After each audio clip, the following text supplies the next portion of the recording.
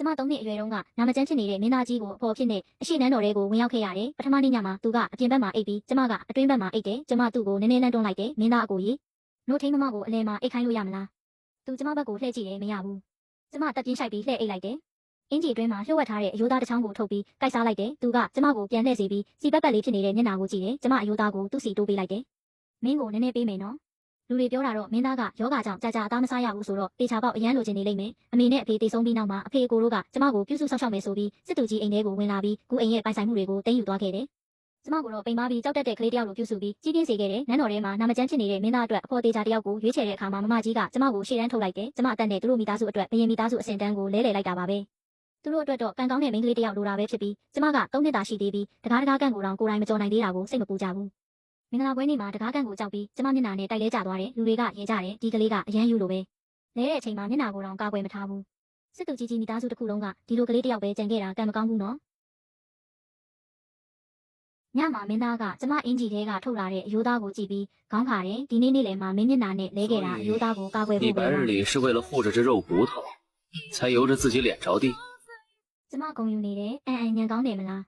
းမျက်နှာထက်အယိုးသားကပိုရေးကြီးတယ်လေအမေအဖေမရှိတော့ပြီးနောက်မှာအိမ်မှာအာဟာရကောင်းတဲ့အစားအစာတော့မစားနိုင်တော့ဘူးဒီနေ့မင်္ဂလာပွဲအခါမှာပဲမိဖို့ကြောင့်လေးကအယိုးသားတစ်ချောင်းကိုလျှို့ဝှက်ယူလာနိုင်ခဲ့တယ်မင်းသားကကျမကိုကိုက်စားနေတာကြည့်ပြီးမျက်လုံးထဲမှာဒေါသတက်လာတယ်ကျမမသိဘူးသူဘာကြောင့်စိတ်ဆိုးတာလဲဆိုတာနှုတ်ထိန်မမပြောထားတာတခုလဲသတိရတယ်သူကိုစိတ်မဆိုးစေပါနဲ့ဒါကြောင့်အယိုးသားကိုသူ့စီပေးလိုက်တယ်အန်မစားတော့ဘူးမင်းစားပါမင်းစားရင်မင်းမစိတ်ဆိုးတော့ရဘူးနော်မင်းသားကမျက်နှာမကောင်းပဲအပြင်ထွက်သွားပြီးတစုံတယောက်ကိုအမိန့်ပေးလိုက်တယ်မကြခင်မှာအသားမှုပါတဲ့ဥပေါင်းတစ်ခွက်လာပို့ခဲ့တယ်စားပါကျမဒီလိုကောင်းတဲ့အစားအစာကိုကြာကြာမစားဘူးတော့အရန်စားလိုက်တယ်ဗိုက်ပြေသွားပြီးမှနောက်ဆုံးလက်ကျန်နှစ်ခါကိုမျှဝေဖို့တတိရတယ်ကျမမနစ်သက်တယ်လို့လက်နက်ကိုသူ့စီလှမ်းပေးလိုက်တယ်မင်းစားပါမင်းစားပါမင်းသားကပြန်တွန်းလိုက်တယ်ရေယူလာပါအကျိုးတော်ဆောင်ကအန်အားတင်သွားတယ်သခင်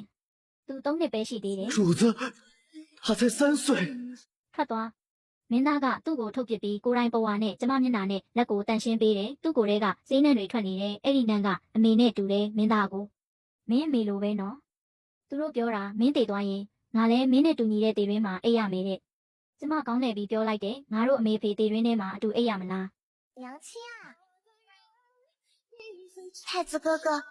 他们说等你死了我要跟你睡在一个棺材里能不能咱们去我爹娘的棺材睡我爹娘就是睡在一起的加你一个他们也必然不会嫌弃ကျမပြောတာနဲ့မင်းသားမို့သွားတယ်သူတည်ရင်သူ့ကောင်းတလားတဲ့ငါ့ကိုမလာစီချင်ဘူးတဲ့အဖေအမေကောင်းတလားတဲ့သွားအိတ်လို့ရမလားလို့မေးတော့လဲမရဘူးတဲ့ဒါဆိုငါဘယ်သွားရမလဲအဖေအမေသွားတော့ငါမှအိမ်မရှိတော့ဘူးအကိုတော်ပါသွားရင်ရောငါဘယ်သွားရမလဲနောက်တနေ့မှနှုတ်ထင်းဖွားကငါ့ကိုဖတ်ပြီးငိုတယ်သူကငါရဲ့အိမ်ဖြစ်မယ်ငါနဲ့အတူနေမယ်တေးရင်တောင်အတူသေးမယ်တဲ့အကိုတော်ကငါ့ကိုမိဖုရားခေါင်ကြီးစီခေါ်သွားတယ်မိဖုရားခေါင်ကြီးကပကြီးကားတွေကလူနဲ့တူအောင်လှတယ်ငါလှည့်ပတ်ကြည့်နေတာကိုမြင်တော့လက်ရမ်းပြီးအနားကိုခေါ်စပွဲပေါ်ကမုံတွေကိုပေးတယ်小圆吃吧ရှန်ရန်အန်စားလိုက်အမေသွားတာကလေးကမုံမစားရတာကြပြီရလာတော့တေချာစားနှလှုပ်စားပြီးတော့မှစိတ်ထဲတစ်ခုပေါ်လာလို့ခုံပေါ်ကနေခုံစင်းကအကိုတော်စီပြေးသွားတယ်ကိုလဲစားသူ့နေမကောင်းလို့အယိုးတံမစားနိုင်ပေမဲ့မုံတော်စားနိုင်တယ်လေမိဖုရားခေါင်ကြီးခဏနိုင်သွားပြီးအကိုတော်ကိုပြုံးလိုက်တယ်စိတ်နေစိတ်ထားသူ့အဖေအမေနဲ့တူတယ်ကောင်းနေတဲ့အကိုတော်ကငါပါဇက်ကိုတုတ်ပေးတယ်ကိုမစားဘူးအန်စားလိုက်ကြောက်မနေနဲ့ဘယ်သူမှမယူဘူး